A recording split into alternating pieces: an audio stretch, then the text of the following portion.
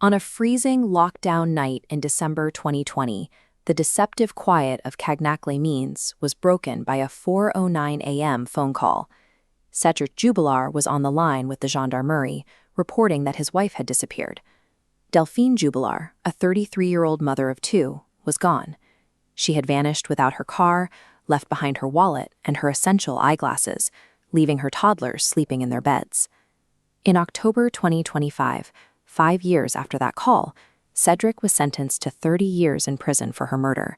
It was a verdict reached despite a total absence of a body, a murder weapon, or a physical crime scene. This conviction rests on a central legal paradox: whether a mountain of indirect clues is enough to prove guilt beyond a reasonable doubt when the physical evidence of a crime doesn't exist. To the neighbors, they were an ordinary family, but the reality inside the home was a study in contrasts. Delphine was a dedicated night nurse with a clear career path. Cédric was a painter-plasterer who worked unregistered jobs, used cannabis heavily, and spent much of his time on online games. The marriage was effectively over. Delphine had been seeing another man in secret and was actively searching for a new apartment, preparing to leave with the children by the spring. On the morning before she vanished, Delphine took a definitive step toward independence. She visited her bank to change her credit card PIN, specifically ensuring Cédric could no longer access her account. For investigators, this was the trigger. Cédric was facing the immediate collapse of both his family life and his financial support, creating a motive for a sudden, violent confrontation. The evening of December 15th began normally. Delphine watched television with her 6-year-old son and sent her final WhatsApp message to her lover at 10:58 p.m. At 11:07 p.m., the neighborhood silence was interrupted. Two neighbors standing outside heard piercing screams, a woman's voice, followed by the aggressive barking of dogs coming from the direction of the Jubillar house. Cédric told police he had been asleep, but his digital footprint told a different story. His phone, which had been off for hours, was manually activated at 3:53 a.m. The first thing he did was log in to a dating app. 16 minutes later, he called the gendarmes, sounding panicked and claiming he had just discovered his wife was missing. This timeline suggests a night that was anything but peaceful. To the prosecution, the dating app connection was a clumsy attempt to create an alibi, a way to show he was just waking up and going about his business.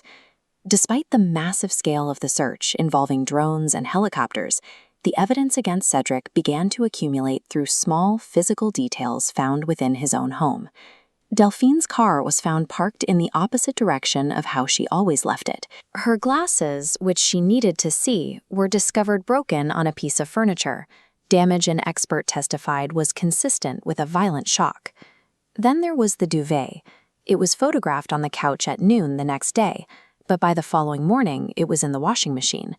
When forensic teams analyzed it, they found traces of Cédric's blood on the fabric. Cédric's own phone trapped him again. He claimed he remained stationary while waiting for the police to arrive, but his pedometer recorded nearly 300 steps during that specific window of time. On their own, these anomalies might be explained, but for the jury, the compounding weight of the car, the glasses, the blood, and the pedometer data made the possibility of innocence a statistical improbability. The 2025 trial at the LB Assizes was a tense battle over 27 volumes of circumstantial files. The prosecution's goal was to weave these thousands of pages into a single, undeniable narrative of guilt. The defense argued that the police had developed tunnel vision, ignoring other leads to focus on Cédric. They claimed the investigators had simply chosen the most convenient suspect and built a case around him. The turning point was the testimony of the couple's son.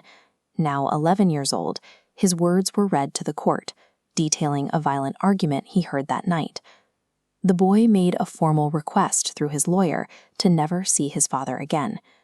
In a case with no forensic proof of a murder, the testimony of a child who witnessed the domestic breakdown often carries more weight with a jury than any missing DNA sample.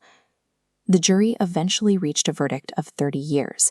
Under French law, they relied on their intimate conviction, the belief that the evidence, though indirect, provided the only logical explanation for Delphine's disappearance. The legal process isn't over. Cédric filed an immediate appeal, which means the case will return to court for a second trial in 2026. Delphine's children are now without both parents. Their mother is missing, and their father is in a cell, leaving them to navigate a family history defined by an unsolved disappearance. Cédric Jubillar's conviction provides a legal conclusion, but the lack of a body means the case remains an open question for the community. Until the location of Delphine is revealed, the sentence is a resolution without closure.